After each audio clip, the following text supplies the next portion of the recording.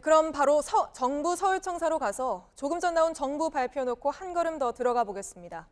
자, 이령 기자, 정부 결정을 보면 국민들 피로감과 경제 상황도 고려해야 하고 또 방역도 느슨해지면 안 되고 여러 고민이 담길 것 같던데요.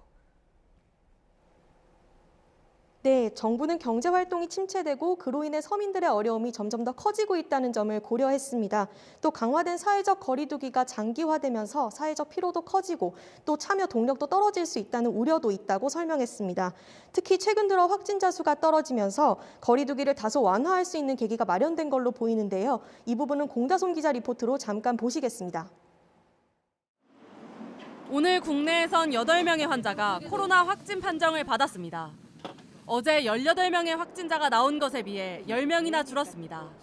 5명은 해외에서 유입됐고 국내 감염은 3명뿐입니다. 일일 확진자가 한 자릿수로 떨어진 건 지난 2월 18일 이후 61일 만입니다. 앞서 코로나 확진자는 지난 2월 하순 신천지 교인인 31번 환자가 나오면서 급증했습니다.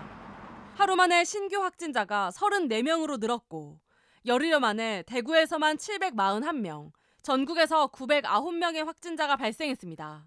이후 강력한 방역과 사회적 거리두기 운동 등으로 이달 들어 확진자 수가 크게 줄기 시작했습니다. 다만 질병관리본부는 지난주 부활절과 총선 투표 등을 치른 뒤 아직 2주간의 잠복기가 지나지 않았다며 더 조심해야 한다고 당부했습니다. 확진자 수 감소 추세가 좋은 소식입니다. 하지만 송구하게도 낙관적인 예측을 할 수는 없는 상황입니다. 다음 한 주간의 환자 발생을 예의주시하고. JTBC 공다솜입니다. 다만 정부는 이렇게 확진자가 줄어드는 상황에서도 추가적인 감염 확산 가능성을 다시 한번 점검할 필요도 있기 때문에 거리두기 자체는 유지하기로 했습니다.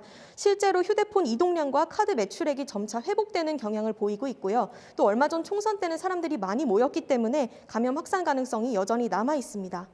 예, 이렇게 해보고 만약에 환자가 다시 또 늘어난다든지 상황이 안 좋아지면 바로 돌아가는 겁니까? 네, 상황에 따라서 강도는 조절될 수 있습니다. 방역당국은 이번 거리두기 조치를 완화하면서 한 가지 조건에 달았습니다. 바로 코로나19와 관련한 큰 위험이 발견되면 언제든지 거리두기의 강도를 낮추거나 또 거리두기의 강도를 높일 수 있다고 한 건데요. 감염 확산 위험도는 2주 단위로 평가하기로 했습니다. 위험도는 일일 확진 환자 수나 집단 발생 현황 등을 종합적으로 고려해서 평가합니다. 또 정부는 앞으로 생활 방역으로 이행할 수 있는지, 사회적으로 준비가 되어 있는지도 함께 점검하기로 했습니다. 감염 확산 상황에 따라서 강도가 충분히 바뀔 수 있는 지점입니다. 예, 이령 기자, 여기까지 듣고요. 잠시 뒤에 다시 한번 연결하겠습니다.